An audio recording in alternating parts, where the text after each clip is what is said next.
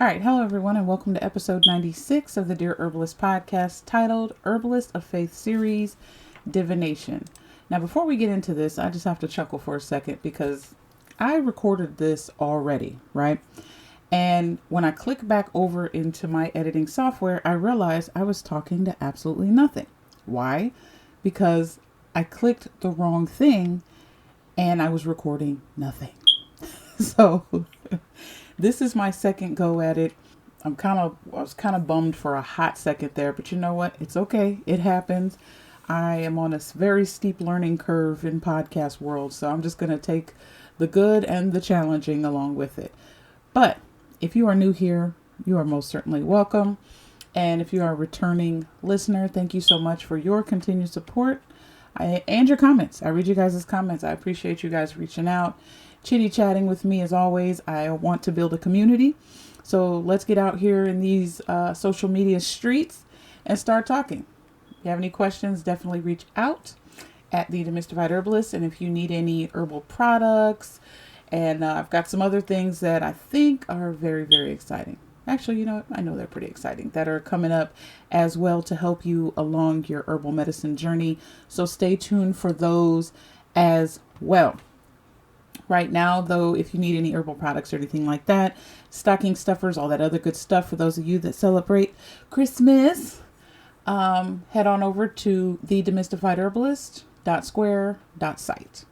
So let's get into tonight's topic, divination. This is part 4 of the Herbalists of Faith series, and I explore practices in herbal medicine that the Bible specifically warns against, and tonight we're going to talk about divination. We're going to examine how these practices are defined, their historical context, and their manifestation in modern herbalism today. My aim is to show you how to align your herbal practices with the Most High's intentions and avoid actions that actually contradict what he says in his word. So let's begin with the etymology of divination, and etymology is the history of the word. Divination comes from the Old French, and it's also Latin as well, but the Old French of divination, which is the act of foretelling by supernatural or magical means the future or discovering what is hidden or obscure. And it's also in the Latin divinatium, which is the power of foreseeing and prediction. And the noun of action from the past participle stem of divinare, literally to be inspired by a god, from divinis, of a god, from divis, a god, relating to deus, D-E-U-S, God, deity. So in the Webster's Dictionary, divination is defined as the art or practice that seeks to foresee or foretell future events or discover hidden knowledge, usually by the interpretation of omens or by the aid of supernatural powers. Now let's look at the history and origins of divination. Like I said before, divination is the practice of seeking knowledge about the future or unknown events through supernatural means. This has been a part of human cultures for thousands of years. Its origins are deeply rooted in basically humanity's quest to understand and influence their world by often appealing to spiritual or divine forces. So basically, it's humans' desire to understand, influence, and make some sense of the natural and spiritual world. And this is the reason why a lot of people tend to practice divination. Its early beginnings start with its prehistoric roots, where prehistoric humans likely observed natural phenomena through lightning, animal migrations, or even celestial patterns as signs of omens. And a lot of this was reflected in the cave paintings, ritual objects, and burial sites that were found. And this kind of gave a hint at earlier forms of divination. Many ancient societies interpreted natural occurrences as messages from the divine, a practice rooted in humanity's connection to their environment and spiritual beliefs. Now, as far as ancient civilization, let's look at some of them as well as their divination practices. Around 4000 BCE in Mesopotamia, divination focused not just on predicting the future, but also interpreting divine manifestations in the universe. Common methods included hepatoscopy, which is examining animal livers, and astrology, which is studying celestial patterns. The practice was highly structured and involved detailed correspondence between observed signs and human events. The Code of Hammurabi underscores the significance of accuracy in divination with penalties for false predictions. In Egypt, Egyptian priests used dreams, hieroglyphic texts, and incense burning rituals to interpret messages from gods. Again, lowercase g. These methods blended practical and spiritual purposes, emphasizing divine intervention in human affairs. Now, in China, during the Shang Dynasty, which is about 1600 to 1046 BCE, oracle bone divination involved interpreting cracks in bones or shells after heating them, which is a method linked to ancestor worship and decision making. In Greece and Rome, the Greek and Roman societies institutionalized divination through practices like, they call it augury, which is observing bird movements and behaviors, or oracles, which are consulting priestesses such as the Oracle of Delphi, who claim to channel divine wisdom. Now, divination also found itself in indigenous and folk traditions as well. With African traditions, divination often involves spirit communication through tools like bones, shells, or beads. So, for example, the Yoruba people used Ifa divination, combining sacred texts with natural materials. Native American tribes used vision quests, dream interpretation, and reading natural signs for seeking guidance from spiritual entities. With the Celtic and Norse practices, druids and shamans used tools such as runes and ogham sticks for interpreting spiritual messages and guiding communities. Now let's look at the religious and scriptural perspectives. The Bible references divination as both a historical practice and a condemned activity. Scriptures like Deuteronomy 18:10 through 12 caution against divination, equating it with idolatry and sorcery. Divination in the Bible was often linked to seeking knowledge or power outside of Yah's will. In Hinduism and Buddhism, practices such as astrology and palmistry guide spiritual and practical decisions, reflecting divination's integration into those Eastern philosophies. With Islam, divination is generally prohibited in a lot of Islamic teachings. The emphasis is placed on relying on Allah over supernatural methods. Divination also had its hand in a lot of medieval and Renaissance practices through alchemy and astrology. During the Middle Ages, divination intertwined with emerging scientific pursuits, which blended mysticism with proto-scientific inquiry. They also used tarot cards, which originally was a card game in the 15th century in Europe, but tarot evolved into a divination tool during the Renaissance period. So what does modern divination look like today? What are some of the practices that use divination? Number one is the New Age movement. In the 19th and 20th centuries, we saw a resurgence of divination practices with tools like pendulums, tarot cards, and psychic readings. These things began to gain popularity.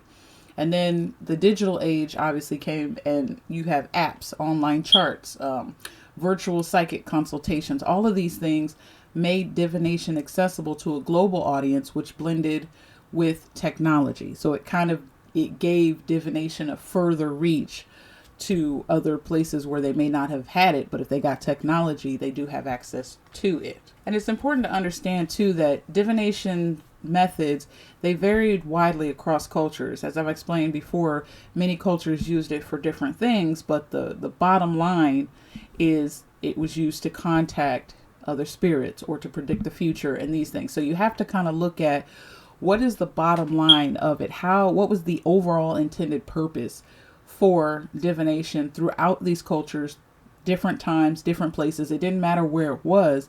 The intent of it was to seek knowledge outside of the Most High. And that's what you have to look at it. Because sometimes, it could take different faces. Like a lot of these different gods can take different forms and all this other stuff. But at the end of the day, you have to look at what's behind the mask. What's the true intent? What is the root? As we are as herbalists, what is the bottom line? And when it comes to divination, no matter what they called it or how they used it, the intent was still the same. And that is to seek guidance and structure and understanding all of that outside of the Most High. It's from other forces and lowercase gods. So when you look at divination, you really have to look at intent versus context. So there's an ethical debate surrounding divination. It often hinges on, like I said before, whether it seeks to harm or manipulate or even guidance, right, from other sources outside of the Most High. And you look at its alignment with cultural or religious values. So that's how you kind of have to look at it when you're doing your research and determining whether or not this is something that you should participate in, which we know that you should not, right?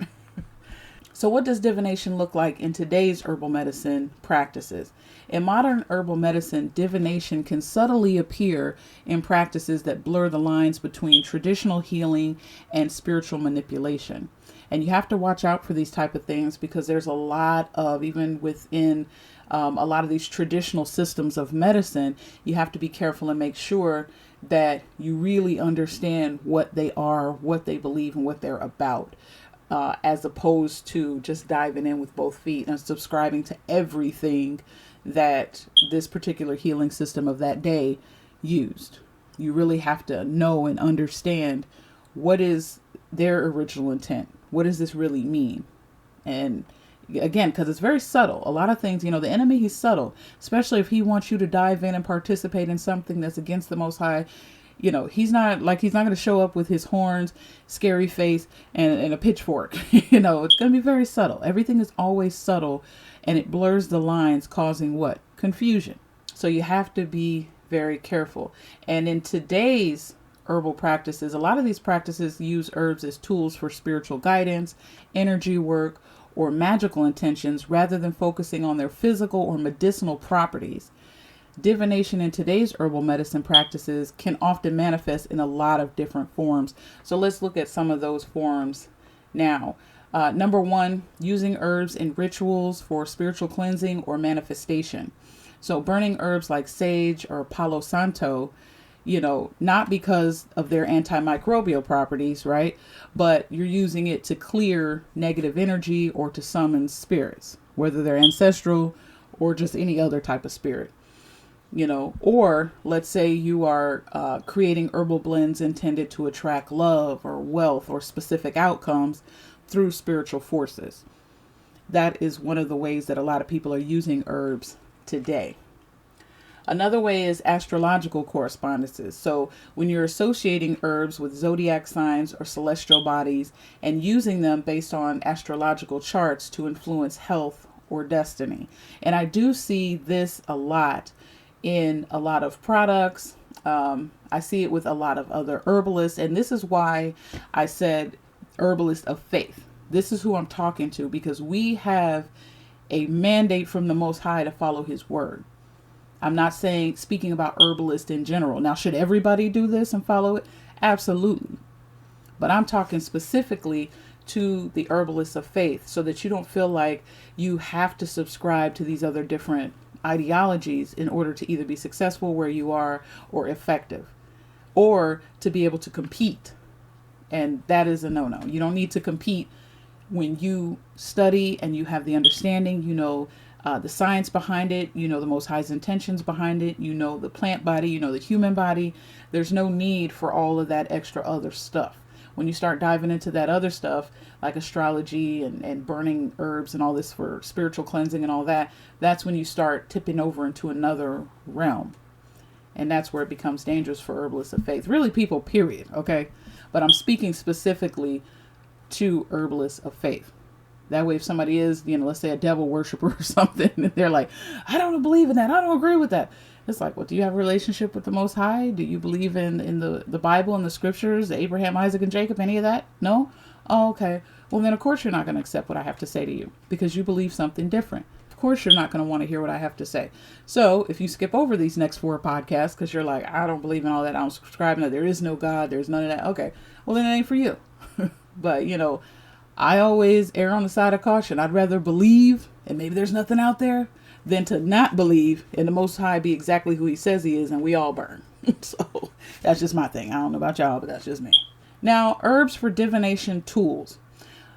There's a thing that people do where they cast dried herbs, or they basically throw dried herbs or leaves on a table or something like that to predict the future or to gain insight into spiritual paths. People also use herbal teas or smoke them to induce altered states for visions or spiritual guidance. So if you listen, and this is the reason why I wanted to break all of this down. If you listen to what I said, even over the past 4 podcasts, you're starting to see a common thread, right? You're using what the Most High has given us for an altered, might I say, perverted way of using it. I need spiritual guidance. I need visions. I need to, throw this down, and whichever way the winds blow, that I know the spiritual forces are saying I should get this job or marry this chick or whatever, no. Common thread, seeking outside of the Most High, seeking guidance, wisdom, healing, protection, all of that. Let's look at some common herbal practices that are rooted in mysticism. Number 1, like I explained before, when you are marketing herbs as tools to align chakras, cleanse auras, or to remove spiritual blockages. Another thing is combining herbs with crystals or other items to amplify spiritual energy for protection or manifestation. So that could be, like I said before, reading tea leaves or herbal remnants for insights, using pendulums to select herbs or determine dosages, interpreting plant synchronicities or messages or omens, or employing psychoactive plants for visionary experiences, or incorporating dream interpretation, with dream enhancing herbs. And I know you're listening to this and you're like, well, what's the difference between, seeking those outside sources and seeking Yah? Because we're doing the same thing. We're praying. We're asking him, I have this client in front of me. How can I best help them? What type of herbs should they use? What type of herbs should I use? I need protection. The difference is, this is the main difference.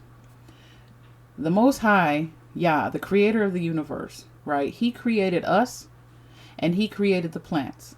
He said specifically in his word what these plants were to be used for. And he also speaks specifically about what he desires for us as far as our health. And so you are seeking him. You are praying to him, getting guidance from him. Not another source, not another person, not the plants, not the wind. You're not worshiping what he has created. You're not seeking what he has created. You are seeking the creator. That is the difference. Because some people, they want to play semantics, or they want to try to back you into a corner. Well, you praying to your God and I'm praying. What's the difference? The difference is there's only one. That's the difference. There's only one that reigns supreme over all, that has created all of this. So that's who I'm talking to. The original owner, the one that holds the blueprint for all of this. I'm not consulting what he has created. The plants or bones or none of that. That is the difference. So keep that in mind. Now, why should Herbalists of Faith avoid these practices that I've talked about? Not only for this podcast, but the ones before. It's important for us to avoid these practices because the Most High said so. That's first of all. He said so in his word. All right? But one of the main reasons is that it contradicts Yah's sovereignty, because it implies seeking power or knowledge outside of him, which undermines trust in him as the ultimate healer and the ultimate provider. He said in 1 Samuel 15:23, for rebellion is as the sin of divination, and presumption is as iniquity and idolatry. So that's one. Number 2, it involves spiritually dangerous practices. So many forms of modern divination involve invoking spirits or manipulating energies, which in scriptures identifies as a form of sorcery. In Deuteronomy 18:10, it says, let no one be found among you who practices divination or sorcery, interprets omens, engages in witchcraft. These things are dangerous. Even the people that practice them, that serve the devil, it's dangerous. Why? Because these demonic spirits, these entities, they're very intelligent beings. Very intelligent. And when they come in, they don't come in just to do a few little things and they're going to tippy-toe out and be on their way. They don't come in to give you that man you always wanted, or they don't come in to, straighten your leg out if it was twisted sideways. Oh no. Oh no. They come in to kill, steal, and destroy. They'll give you what you want, but the cost and the price that you're going to have to pay for it is way more. And it's not worth it.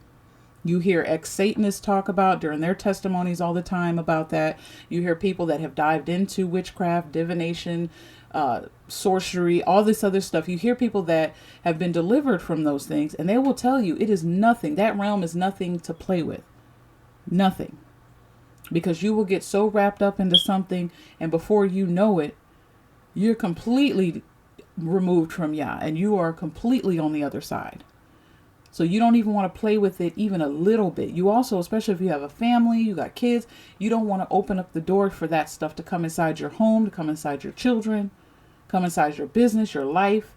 So it's best to just stay away from it, because you don't really know who you're talking to, but the Most High does. He knows exactly who you're talking to, right? You're not talking to your grandma that came back from the dead. You're not talking from old Grandpa Joe or whoever. These are familiar spirits that you're talking to. You're not talking to that person. Because scriptures say once they're gone, they're asleep. They don't have any more knowledge of what's going on this side. But the enemy plays on our ignorance and our desire and our strong want to see our family members, our loved ones again. And so he plays these games. It's a very dangerous game. And right now, as a side note, humanity is playing a very dangerous game with all this manipulation of bodies, weather, all this stuff. You're playing a very, very dangerous game. Stay away from divination. It is a very spiritually dangerous practice. The other thing is, and another reason why Herbalists of Faith should not participate, is because it leads to idolatry. So placing trust in herbs, rituals, or spiritual tools for protection or guidance can lead to idolatry, which is basically placing something else in Yah's rightful place. Saying, look, you're not good enough. You can't heal me. You can't help me. I'm going to build myself a statue and an altar, and I'm going to worship that statue because that statue is going to help me. I'm going to give it fruits and berries and whatever it asks for, so that it can, in exchange, give me what I need. That is idolatry. Even if it's not a physical statue, you may take the herbs or a ritual that you do, and that is good in your mind. That is taking the place of Yah's ability to heal and protect and to provide. And if that's the case, it's an idol. And he said in Isaiah 42:8, I am Adonai. That is my name. I will not yield my glory to another, or my praise to idols. I will say it again. I am Adonai. That is my name. I will not yield my glory to another, or my praise to idols. And then lastly, another reason why we as Herbalists of Faith should not participate is because it harms the witness of faith. Engaging in practices resembling divination can confuse others about Yah's teachings and compromise the herbalist's witness as a follower of the Most High, as a follower of Christ. People will be confused. And make no mistake about it, there's a lot of people out there that understand spirituality and faith and all of that. Some people grew up in the church, right? They may not be there now, but they may have grew up in the church and all that, or they may have had a grandmother, something. They know a little bit about it. And so they know and understand that if you're over here reaching out to other spirits and all this other kind of stuff, they like, wait a minute. I just came in here because I told you I had arthritis. I don't need you throwing down no bones nowhere, shaking nothing over me. I don't need none of that. You know what I'm saying? You say you pray, and I hear that, but I don't understand the rest of what you're talking about. That just doesn't seem like it matches. What is the fruit of that? And that fruit of divination is rotten to the core. So we should stay away from it. And finally, let me give you some clear tips for Herbalists of Faith as Herbalists of Faith. Number 1, use herbs for their Yah-given properties. Focus on the physical and medicinal benefits of herbs as created by our Creator, rather than attaching mystical or spiritual attributes to them. And this is why if you look at my logo, if you read about me, all these other things, you'll learn that I'm combining the understanding from a scientific perspective with herbal medicine, because those are the things that matters. How? You said you gave us these. So how are we to use these and understand these plants and things like that, as well as the human body? How does that work? And how can we merge them together? At no part do I incorporate any type of mysticism or any of that other stuff. I just keep it physical and medicinal. If you want to keep it simple, physical and medicinal. So for example, use lavender for relaxation, because that is one of the active properties in lavender. It has a calming effect on your nervous system. That's an action that happens. It's not a mystical type of thing. So it's better to use it for that versus using lavender because you want to manifest more love in your life. The other thing is that you want to avoid practices that involve mysticism or energy work. Energy work is a really big buzz term that's going on right now. So you want to steer clear of that and be cautious of marketing language or even techniques that promote herbs as tools for aligning your chakra or aura cleansing or astrological influence. Another tip is to pray for wisdom and discernment, because there are a lot of practices and there will continue to be more that are added to this field that tote that line. It's so subtle. You're like, ugh. But they're saying God, though. It seems like this is a practice that might be okay. It seems like. Well, this is the point where you need to pray for wisdom and discernment. Seek the Most High's guidance in all practices and avoid anything that may compromise your faith. In the scriptures, he says, James 1:5, if any of you lacks wisdom, you should ask the Most High, who gives you generously to all without finding fault, and it will be given to you. So ask him. This is something that I wanted to add to my business. Should I do this? This is something I want to promote with my clientele. Is this a good idea? Is this something that aligns with you, or is this teeter off to something else? Seek him first, and everything else, it'll be added unto you. That's scripture. Another thing is that you want to educate your clients and avoid ambiguity.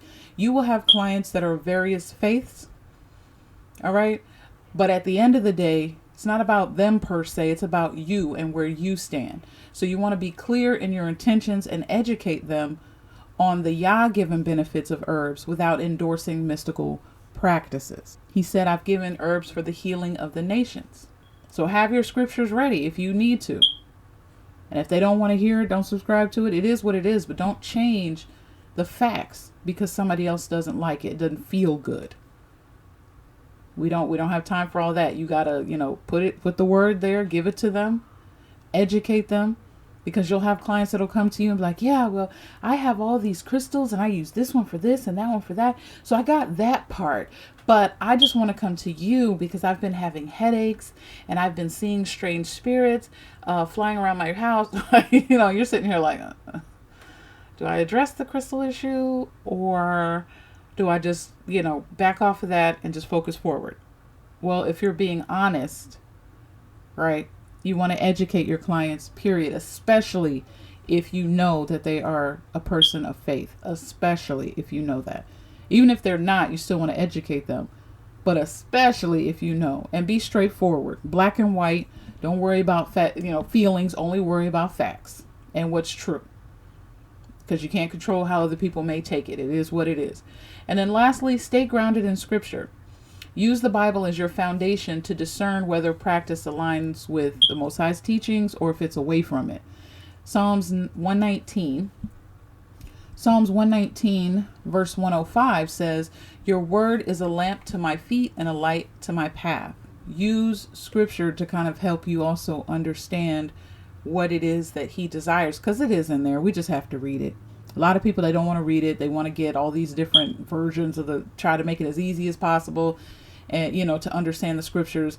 And you have to be careful with that sometimes, because even in translations, they may miss something, or if a word is missing, it could really change the entire meaning of the passage. So you want to be careful with that, trying to make things so easy. The best way to do it is to go and read the most original text as possible and pray and ask for discernment and understanding, and the Most High will give it to you. And lastly, I know I said finally, but I'm going to give one more. Reject any practices that aim to predict or to control outcomes. Avoid rituals or herbal uses that involve seeking knowledge of the future, controlling fate, or evoking spiritual entities. You want to stay away from that. The reality of it is that we all have a beginning and we all have an end, and there's only one person that understands and knows that. Knows when our beginning is and knows when we'll take our last breath. You don't want to try to reach out to these other entities. They don't have access to that information. And let's just be clear. A lot of us, if we knew what the future held for us, we'd probably jack it up anyway. So just ride through this journey called life. Pray, enjoy the highs and the lows, learn what you're supposed to learn, get all the lessons you're supposed to get, touch and serve all the people you're supposed to touch and serve, and don't worry about what the future looks like, because it's very dangerous. And if the Most High was to give you a peek into your future, whether it's good or bad, maybe that the end of that journey looks great for you, but maybe you've lost some things along the way. And you don't like the fact that now you know that you've lost several things along the way to become that person that you eventually became. Most people don't want to know that. Or you had to go through some kind of health challenge or severe trial or something. Whether we understand why we have to go through those things or not, that is the case sometimes. Probably oftentimes. So do you really want to know? I don't think you really want to know. Because it may not always be good. So it's best to just stay away from that stuff and stop talking to people that have no idea. None. And it's like, well, how do they know, about this? And how do they know about that? Familiar spirits. Do a little research on that. That's how they know. Because there's only one that is omnipresent. Satan is not one of them. It's not that one. Okay? For Herbalists of Faith, in closing, the challenge is to maintain integrity while honoring the Yah-given properties of herbs. By avoiding practices rooted in divination and focusing on herbs' natural medicinal roles, Herbalists of Faith can stay aligned with our faith and witness to Yah's sovereignty. So as scripture says, so whether you eat or drink or whatever you do, do it all for the glory of Yah. 1 Corinthians 10:31. And if you like what you heard, please like, share, and subscribe. Follow me on all of my social media sites at The Demystified Herbalist. This holiday season, go get some herbal products. Give the gift of health and wellness at thedemystifiedherbalist.square.site. I have herbal teas, herbal literature, all kind of stuff to help get the body right, tight, and everything this holiday season and beyond. Be encouraged. Stand strong no matter what. Pray in all things, give thanks, and be humble. And until next time, family, I'm out.